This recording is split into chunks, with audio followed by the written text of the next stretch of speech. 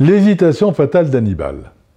L'un des grands mystères de l'histoire reste, au cours de la Deuxième Guerre punique, la fameuse halte de Capoue, au cours de laquelle les soldats d'Hannibal auraient perdu leur ardeur au combat. Au cours de son périple de plus de 2500 km, à la tête d'une armée d'environ 50 000 fantassins, 6 000 cavaliers et 200 éléphants, Hannibal, qui n'a que 26 ans, enchaîne les victoires, ce qui lui a ouvert la route de Rome. De façon surprenante, alors que la capitale de la République romaine semble à sa portée, il la contourne et s'installe à Capoue pour l'hiver. Pourquoi ? Les historiens se perdent en conjectures. Temporise-t-il parce qu'il espérait une désagrégation totale de la Confédération italienne ? Manquait-il vraiment de matériel de siège et attendait-il des renforts en hommes et en argent que le Sénat carthaginois lui refusait ?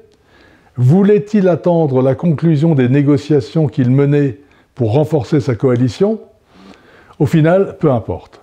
En attaquant par Rome, dans la foulée de ses succès militaires, il permit à Scipion, dit l'Africain, nouveau consul, d'aller porter le fer sur Carthage, le contraignant à se mettre en mouvement vers le sud pour lui porter secours. Il y sera battu par une coalition de Romains et de Numides. Personne ne sait si Hannibal aurait pu changer le cours de l'histoire en occupant Rome. Mais chacun s'accorde à penser que c'est en ne le faisant pas qu'il a définitivement perdu.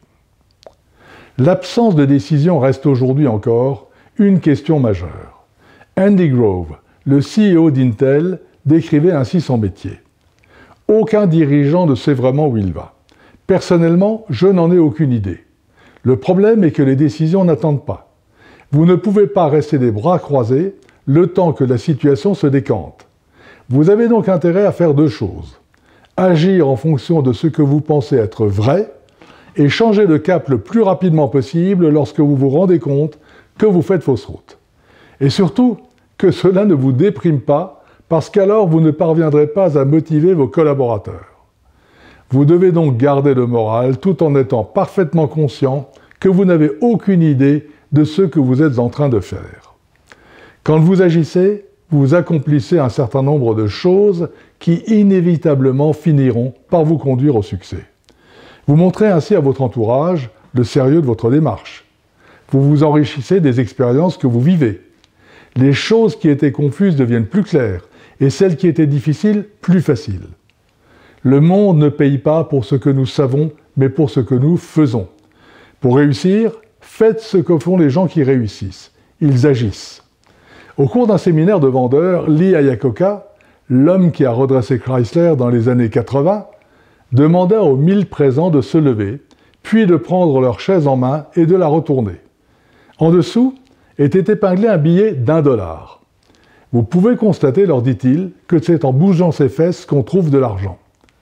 L'important, c'est donc de démarrer, de prendre son élan et d'aller sur le terrain. Une fois dans l'action, les ressentis, les feedbacks vous aideront à faire, le cas échéant, les corrections nécessaires pour la rendre plus efficace. Laissons à Abraham Lincoln le mot de la fin. Il arrive que les choses viennent à ceux qui les attendent, mais seulement celles qui n'ont pas été prises par ceux qui foncent. À bientôt.